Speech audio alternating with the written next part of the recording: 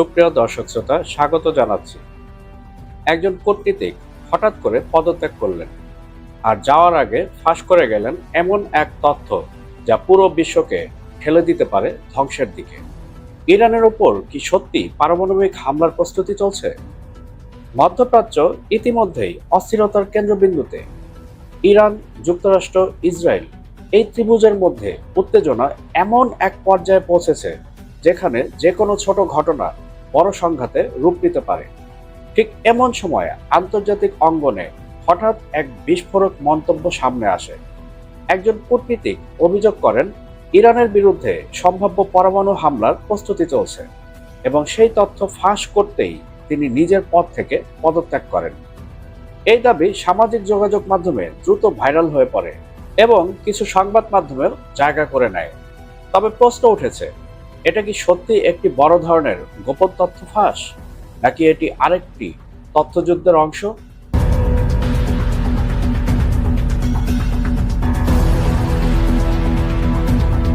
ঘটনার কেন্দ্রবিন্দুতে রয়েছেন মোহাম্মদ সাফা নামে আন্তর্জাতিকভাবে স্বীকৃত একজন কূটনৈতিক ব্যক্তিত্ব, যিনি আন্তর্জাতিক আইন, মানবাধিকার, সামাজিক ন্যায় বিচার এবং জলবায়ু কার্যক্রমের পক্ষে কাজ করেন। মধ্যপ্রাচ্য, মার্কিন যুক্তরাষ্ট্র, আফ্রিকা এবং ইউরোপীয় ইউনিয়নের মতো বহু সাংস্কৃতিক আঞ্চলিক ক্ষেত্রে শক্তিশালী অভিজ্ঞতা সহ তার 15 বছরেরও বেশি কূটনৈতিক, মানবিক এবং আর্থসামাজিক কল্যাণমূলক কাজের অভিজ্ঞতা রয়েছে। তিনি জাতিসংঘের কূটনৈতিক চেম্বারে এবং মাঠ পর্যায়ে উভয় স্থানেই কাজ করেছেন।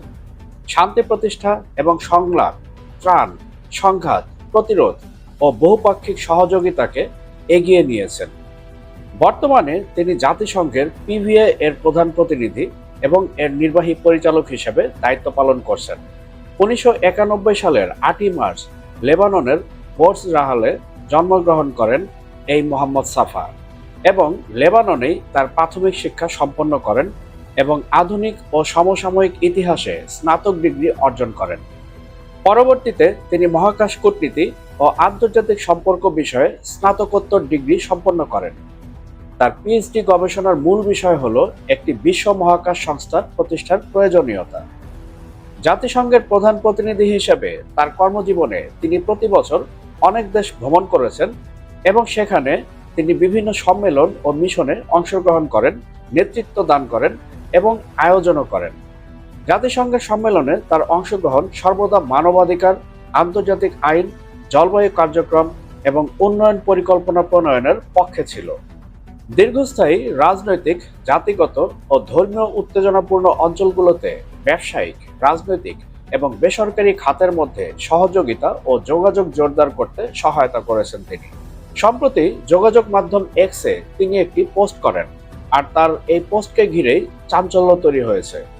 তিনি তার এক্স পোস্টে লিখেন, ইরানের বিরুদ্ধে সম্ভাব্য পরমাণু হামলার প্রস্তুতি চলছে। সাফা বলেন, অনেক গভীর চিন্তাভাবনা ও পর্যবেক্ষণের পর তিনি উপলব্ধি করেন যে জাতিসংঘের কিছু ঊর্ধ্বতন কর্মকর্তা সংস্থার স্বার্থে নয়, বরং একটি শক্তিশালী লবির পক্ষে কাজ করছেন।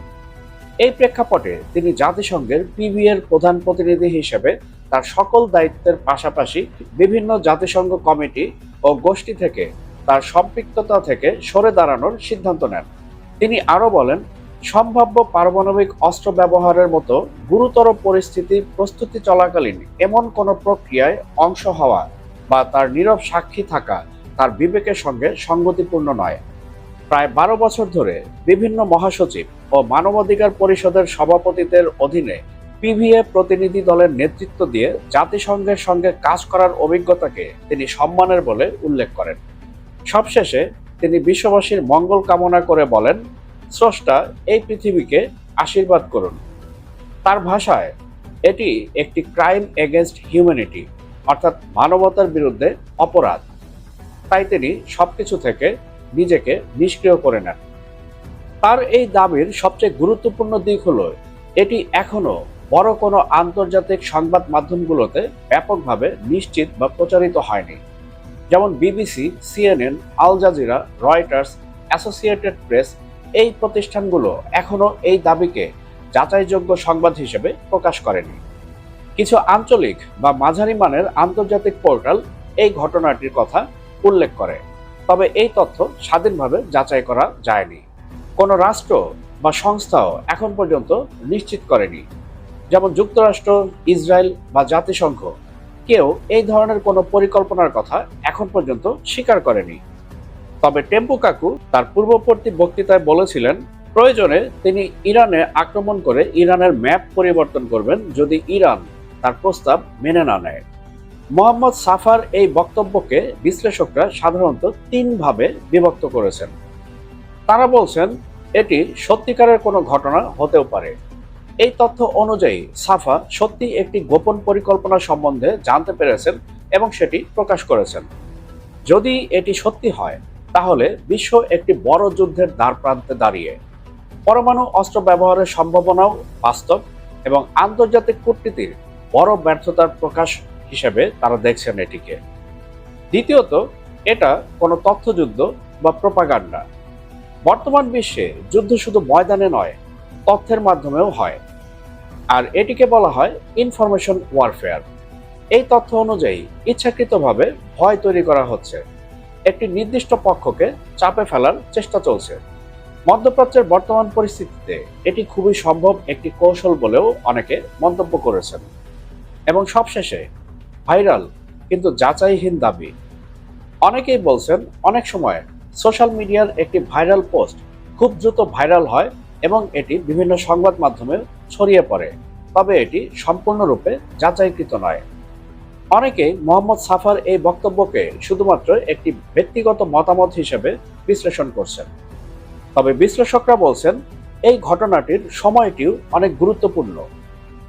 বর্তমানে ইরান ও ইসরায়েলের মধ্যে উত্তেজনা চরমে। যুক্তরাষ্ট্র মধ্যপ্রাচ্যে সামরিক উপস্থিতিও বাড়িয়েছে, বিশেষ করে ইরানে স্থল অভিযানের কথাও বলেছেন টেম্পু কাকু।